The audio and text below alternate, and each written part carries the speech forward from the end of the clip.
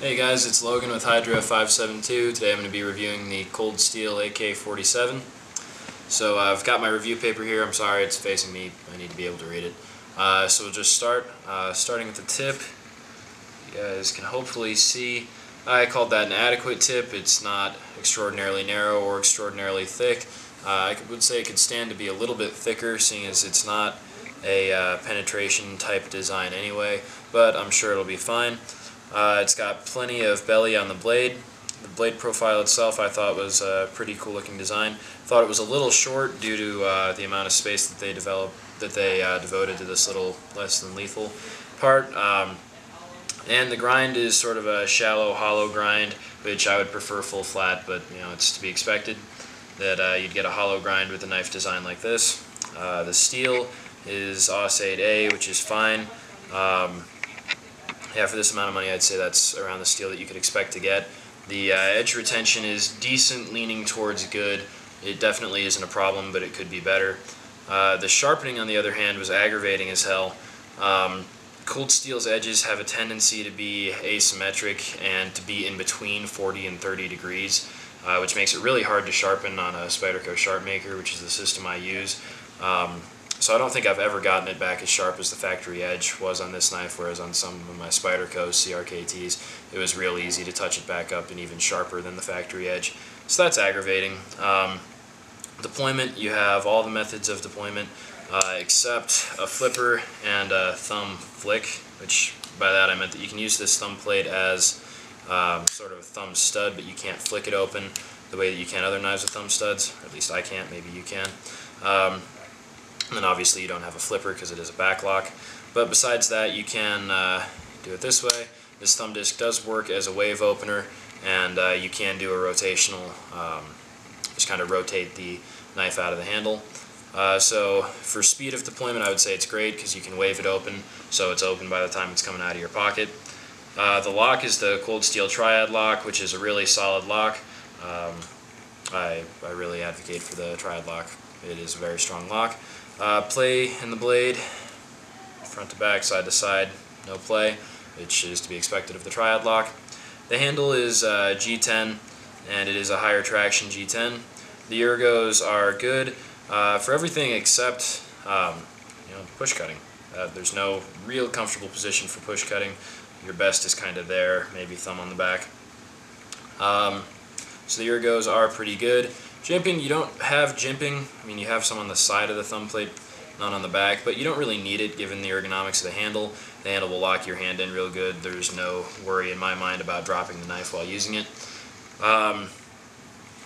It does have the lanyard hole. As you see, I've got my little amateur lanyard on here. The presentation, the only real gripe I had with presentation is the coating on the cold steel blades could be better. It does come off rather easily. As you can see, I've scraped a little off there and a little more on the other side.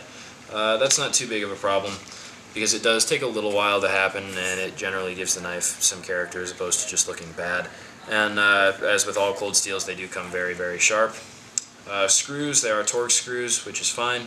The clip is it's a good clip, but it is awfully shallow, so there is still this much knife sticking out of your pocket, which could be better. Again, that's a choice that they had to make to include this big pommel here for less than lethal ability, or less lethal ability. So now into usage. Obviously, I think of this knife as more of a defensive type knife first, primarily, and then secondarily I would say it does work as an EDC knife. As a defensive knife, I think it would be very capable. Like I said, the Triad lock is a very exceptional lock. I'll say it's probably the best that I've personally encountered for folding knives. So there is that. And then with the ergonomics of the handle, I think you've got a really good traction plan. I don't think this knife's coming out of your hands. So yeah, I think it does work as a very good defensive knife, and that is how Cold Steel bills it, and I think they're being honest with you. It's very quick out of your pocket because of the wave opening. And then it does have this huge less than lethal capability here in the pommel. And here I want to I'd describe it more shortly, but I feel like I have to tell a story to get the entire point across. So as you can see, my pommel is a little bit deformed toward the end. That occurred, I was out trying to break a television screen on a big old style television that we found in a dumpster with the pommel, and instead of breaking the screen, I deformed the bottom of the pommel.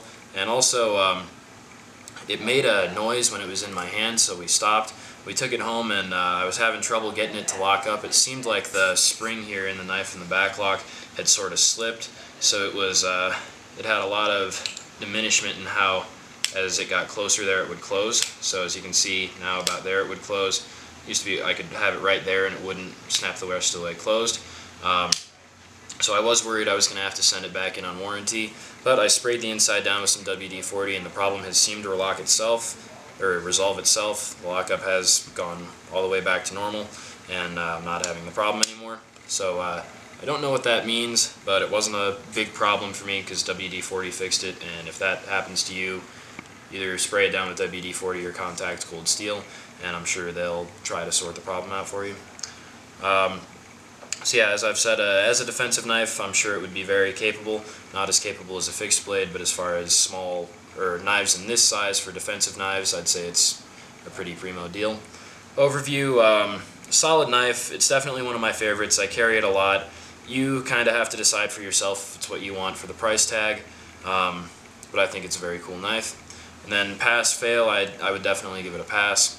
Now I've got some statistics, or not really statistics, but specifications. Blade length 3.5 inches, blade thickness 3.5 millimeters, the weight 5.5 ounces, and overall length is 9 inches. On Blade HQ it goes for $85 plus shipping and handling. The other day on eBay I found one for $67 and free shipping. For $67 I would definitely recommend this knife. For the $85 and shipping and handling, I'd say it's more up to you, but there we go. This has been a Hydra 572, cool cold steel knife. Stay tuned for more of the same.